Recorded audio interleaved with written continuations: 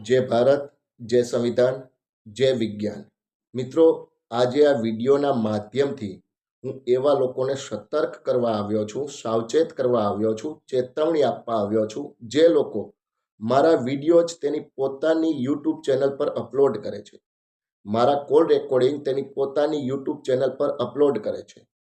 તેનાથી મને કોઈ તકલીફ નથી, કોઈ વાંધો નથી, પણ જે કોન્ટ્રોવર્સી કરે છે, જે મારા પર એલિગેશન લગાવે છે, જે બ્લેમ કરે છે, જે ખોટા આક્ષેપો લગાવે છે અને નીચે જે બકવાસ કેપ્શન લખે છે, તેનાથી મને તકલીફ છે।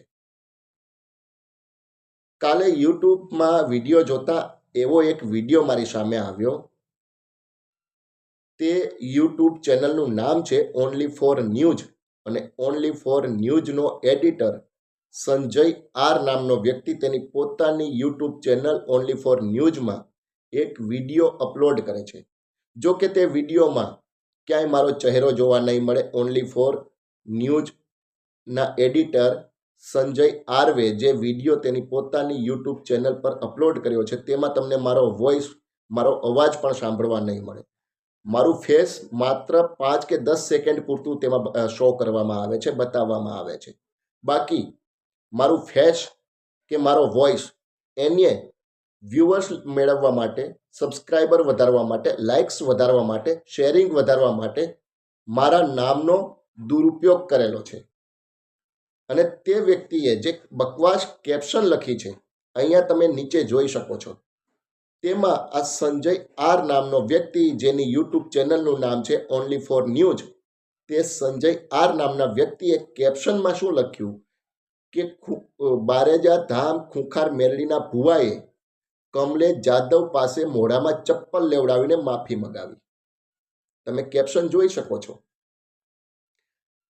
ઓનલી ફોર ન્યૂઝ ચેનલનો એડિટર સંજય આર નામનો વ્યક્તિ છે, એને હું કહેવા માગું છું કે બારેજા ધામ ખૂંખાર મેરડીનો ભૂવો છે તે તારો બનેવી થાય છે, તારો જીજાજી થાય છે, તારા પપ્પા થાય છે, કે તારો માસો કે ફૂવો થાય છે, કે તારો કાકો થાય છે। તું શું કામે ખોટે ખોટું તેનું ઉપરાણું લઈને ફરે છે? અને તારે ઉપરાણું લેવું હોય, બારેજા ધામ ખૂંખાર મેરડીના ખોળે બેસવું હોય, બારેજા ધામ ખૂંખાર મેરડીના ભુવાના ખોળે બેસવું હોય તો મને કોઈ તકલીફ નથી। તું જા, બેસી જા, તેનો દીકરો થઈ જા, તારી બેનને એની સાથે પરણાઈ દે, તારી બેનને એની સાથે સુવડાઈ દે, તારે જે કરવું હોય તે। તારા ભુવાને અને મારે કોઈ લેવા દેવા નથી। વાસ્તવિકતા, સત્ય લોકો સુધી પહોંચાડવું તે મારી પહેલી નૈતિક ફરજ બને છે અને હું મારી ફરજ ઉપર કાયમ રહીશ।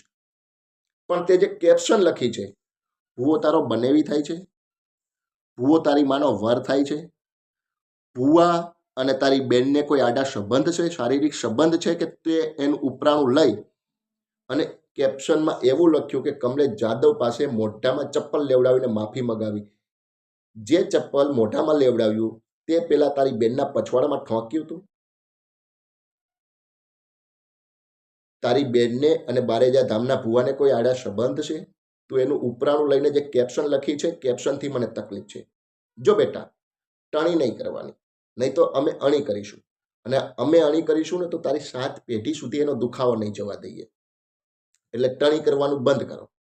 અને હા, લાઇક્સ મેળવવા માટે, સબસ્ક્રાઈબર વધારવા માટે, ફોલોવર્સ વધારવા માટે આ જૂની રીતિ થઈ ગઈ છે, આ જૂની રીત છે, અને કાઢી નાખો બેટા, સુધરી જાઓ। નહીં તો અમે એવી ટણી કરશું ને એવી અણી કરશું કે 7 પેઢી સુધી એનો દુખાવો નહીં જવા દઈએ। પછી બારેજા ધામનો ભૂવો પણ તને બચાવવા નહીં આવે, તારું ઉપરાણું લેવા માટે કોઈ નહીં આવે। કેપ્શન લખતા પહેલા વિચાર કરજે 7 વાર। અને હા, વધારે પેટમાં દુખાવો થતો હોય તો 91 64 020 45 આ મારો મોબાઈલ નંબર છે।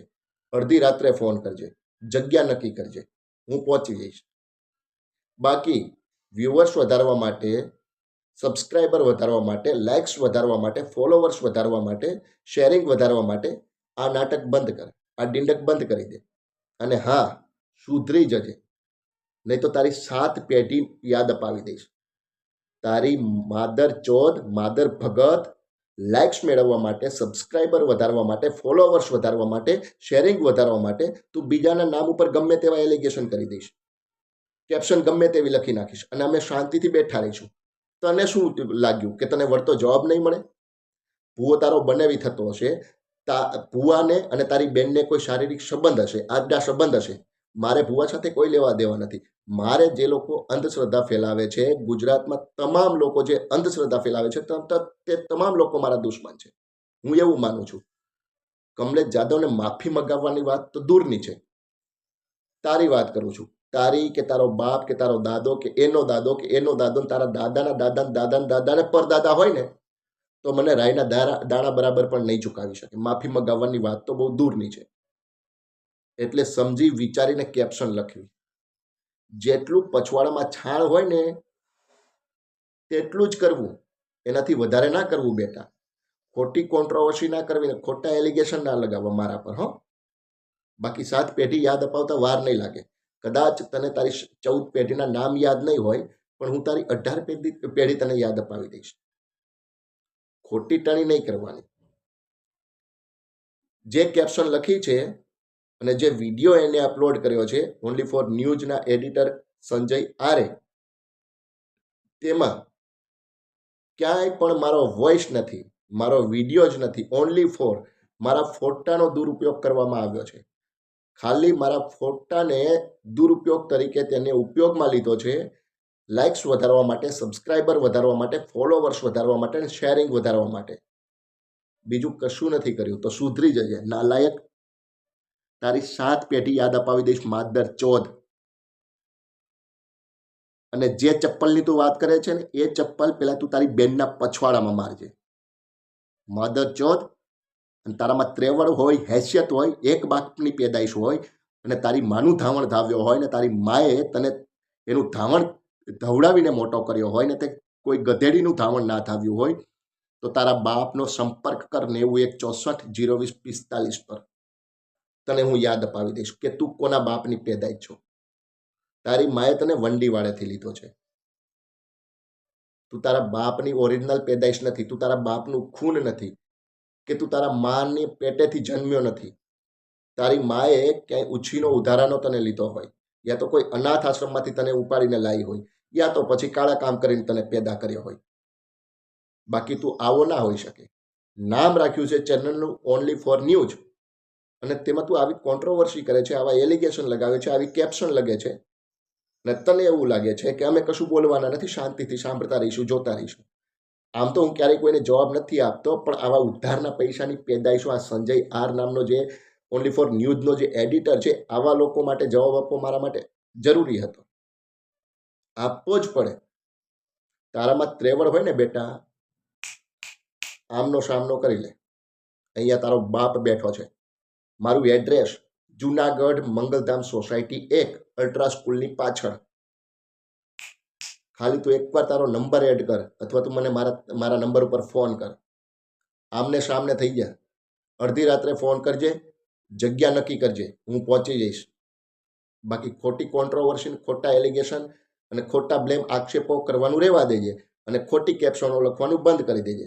નહીં તો તારી મા, તારી બેન, તારો બાપ બધા તને શોધતા રહી જશે. તારા ઠેકાણા નહીં મળે. આ હું તને જાહેરમાં ચેતવણી આપું છું, ચેલેન્જ આપું છું. તારા પછવાડામાં છાણ હોય, તું એક બાપની ઓલાદ હોય અને તારી માનું ધાવણ ધાવીને તું મોટો થયો હોય અને ગધેડીનું ધાવણ ના ધાવ્યો હોય, તો આમને સામને હો બેટા, ગમે ત્યારે આવી જવાનું આમને સામને. અડધી રાત્રે ફોન કરી દેવાનો. હું ફ્રી જ બેઠો છું તારા માટે, તમારા જેવા માટે હું ફ્રી જ બેઠો છું. અડધી રાત્રે પહોંચી જઈશ. જગ્યા નક્કી કરી લેજે, નિર્ધારિત કરી લેજે કઈ જગ્યાએ મળવું છે. હું આવીશ તને મળવા, અને એકલો જ આવીશ.